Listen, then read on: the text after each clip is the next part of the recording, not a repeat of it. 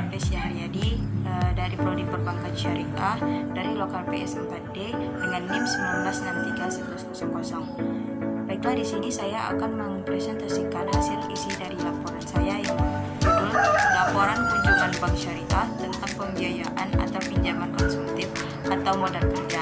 Di mana di sini saya akan mempresentasikan laporan untuk memenuhi tugas mata kuliah Manajemen Lembaga Keuangan Syariah yang diampu oleh dosen saya, yaitu Bapak Hendrianto A. Baiklah, dari judul laporan saya ini, bank yang saya kunjungi adalah Bank BRI Kantor Kas Cabang Karangtinggi, Jalan Lintas Bengkulu.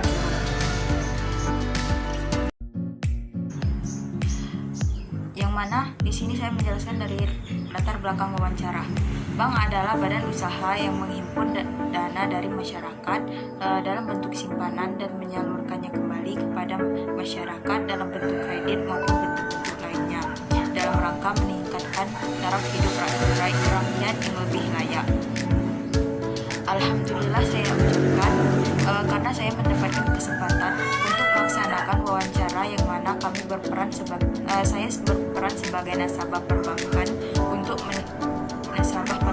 untuk mendapatkan informasi yang benar-benar dibutuhkan perjuangan dalam berbicara untuk mengambil informasi di Bank BRI Kantor Kas Cabang Karangtinggi, Jalan Bengkulu. Adapun tujuan dari tugas wawancara ini yaitu merupakan untuk mendapatkan informasi tentang pembiayaan atau pinjaman pada bank konvensional atau bank syariah, yang mana pada umumnya pembiayaan atau pinjaman telah banyak di kalangan masyarakat menggunakan produk jasa perbankan tersebut. Baiklah, selanjutnya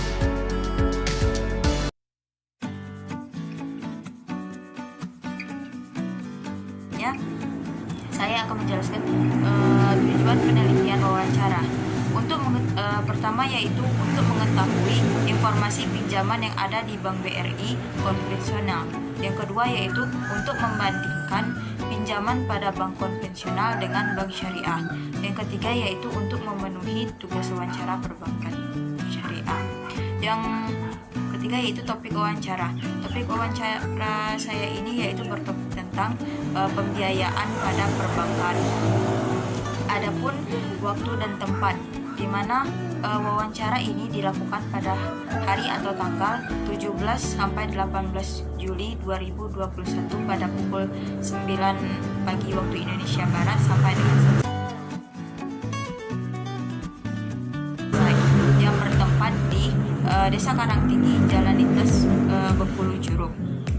Selanjutnya, adapun hasil wawancara, di sini narasumber saya yaitu ada dua orang, yakni yang pertama yaitu Ibu Lina sebagai back office di bank tersebut, yang kedua yaitu Bapak Hermansyah Siregar sebagai mantri dari Bank BRI tersebut.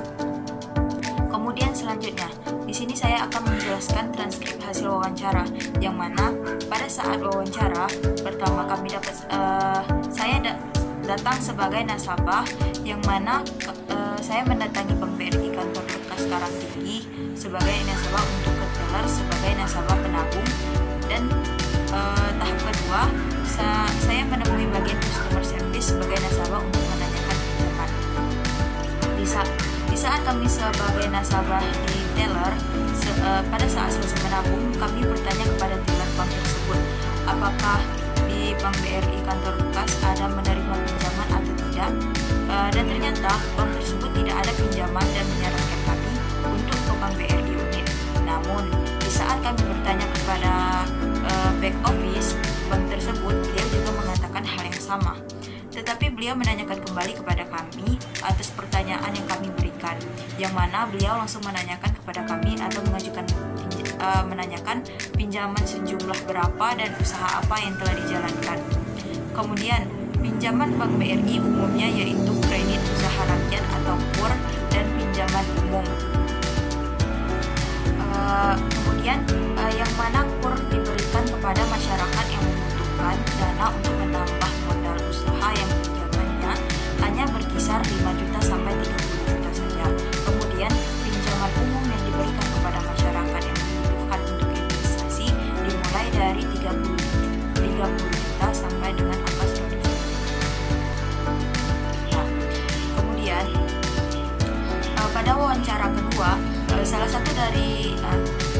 saya menghubungi Pak Herman, yaitu salah satu mantri Bank BRI. Beliau juga bertanya kepada saya, yaitu berapa Anda ingin meminjam uang dan apakah nasabah, atau bertanya kepada saya telah memiliki usaha apa.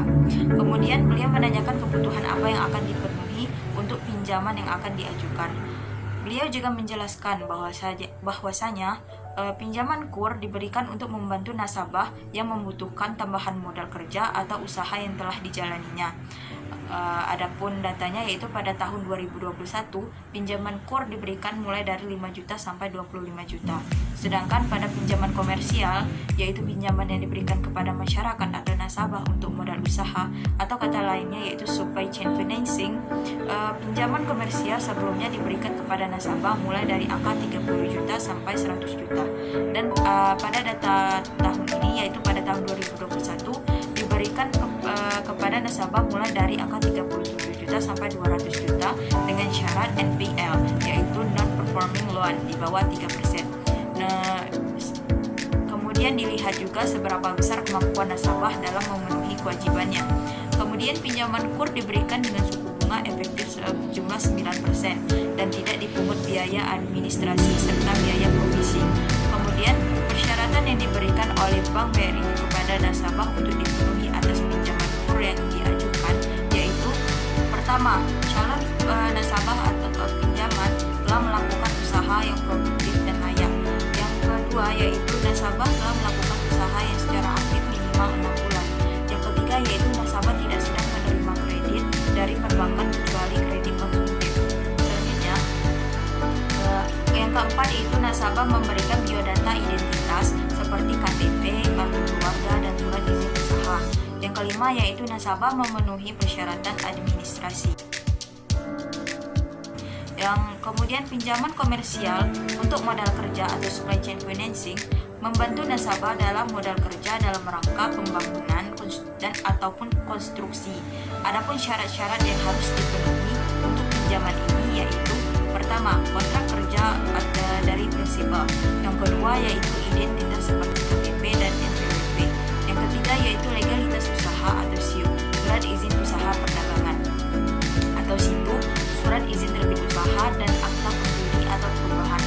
Kemudian pinjaman komersial untuk modal usaha atau kerja yang digunakan untuk membiayai operasional usaha seperti proses produksi, piutang, dan persediaan, yang mana nasabah harus memenuhi persyaratan untuk mengajukan pinjaman ini seperti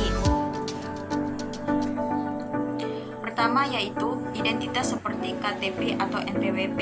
Yang kedua, yaitu legalitas usaha seperti NPWP, SIUP, SITU, akta pendirian, dan perubahannya. Ketiga, yaitu melampirkan fotokopi rekening selama 3 bulan terakhir.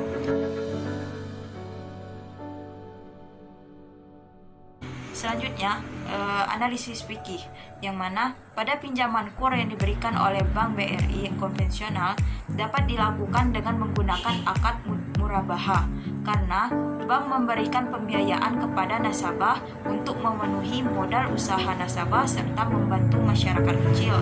Kemudian pada pinjaman komersial untuk modal kerja supply chain financing yang diberikan oleh Bank BRI konvensional dapat dilakukan dengan menggunakan akad murabaha, karena merupakan pembiayaan yang dapat diberikan berupa modal kerja seperti konstruksi, di mana misalnya seperti bank dapat membelikan mesin atau barang yang membutuhkan, dan nantinya nasabah dapat membayarnya di kemudian hari atau secara tanggung.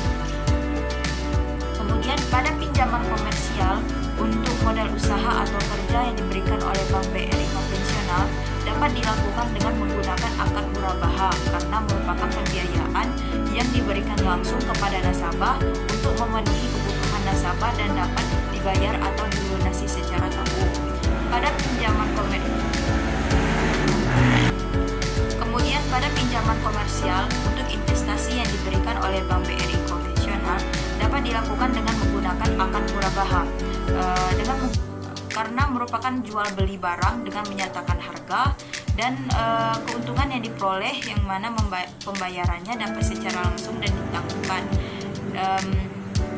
Dan juga di mana pada pinjaman ini bank tidak memastikan apakah nasabah benar-benar akan menggunakan uang tersebut untuk investasi ataupun tidak. Tetapi pada syariahnya bank harus membeli barang tersebut dan menyerahkannya kepada nasabah, dan nasabah membayarnya kepada banknya. Kesimpulan dari hasil yang saya dapat saya simpulkan bahwa bank konvensional melakukan transaksi pinjaman atau pembiayaan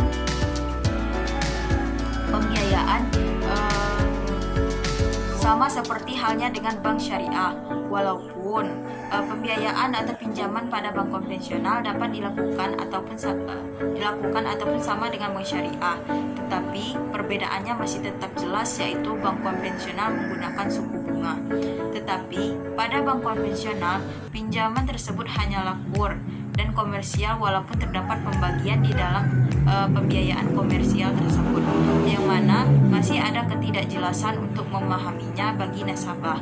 Berbeda halnya dengan bank syariah yang langsung kepada pembiayaan yang sesuai dengan syariah atau hukum Islam dan tidak memberatkan nasabah.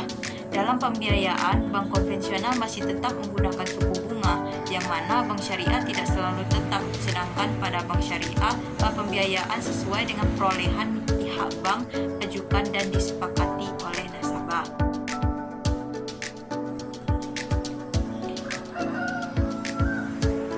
Kemudian saran saya yaitu agar bank konvensional dapat merubah sistem kinerja perbankannya sesuai dengan perbankan syariah yang tidak terlalu berpatokan pada suku bunga yang ada pada pembiayaan yang dilakukan. Terima kasih saya ucapkan kepada para narasumber saya, yaitu Ibu Lina sebagai back office dan Bapak Herman Syasiregar sebagai menteri. Itulah presentasi laporan pengamatan saya. Lebih dan kurang saya mohon maaf. Kepada Allah saya mohon ampun. Wabillahi taufiq wal hidayah. Wassalamualaikum warahmatullahi wabarakatuh.